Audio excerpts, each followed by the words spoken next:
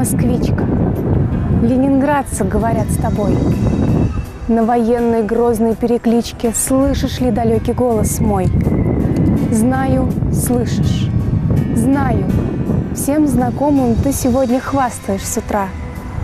Нынче из отеческого дома говорила старшая сестра. Старый дом на Полевской, за Невской, низенький зеленый палисад. Машенька, ведь это наше детство. Школа, елка, пионер-отряд, вечер кленом, мандолины, струны с соловьем заставским вперебой. Машенька, ведь это наша юность, комсомол и первая любовь, а дворцы и фабрики, заставы, труд в цехах неделями подряд. Машенька, ведь это наша слава, наша жизнь и сердце, Ленинград.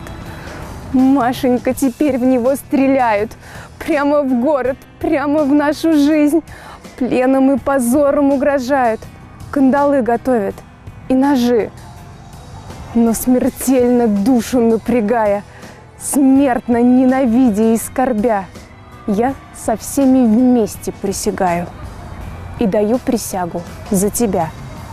Присягаю ленинградским ранам, первым разоренным очагам. Не сломлюсь, не дрогну, не устану, ни крупицы не прощу врагам. Нет, по жизни и по Ленинграду полчища фашистов не пройдут. В низеньком зеленом палисаде лучше мертвой на зиму упаду. Но не мы, они найдут могилы.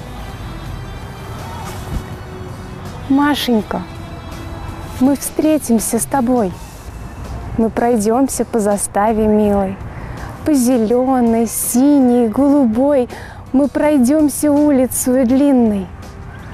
Вспомним эти горестные дни и услышим говор мандолины, и увидим мирные огни. Расскажешь друзьям своим в столице, стоек и бесстрашен Ленинград. Он не дрогнет, он не покорится. Так сказала старшая сестра.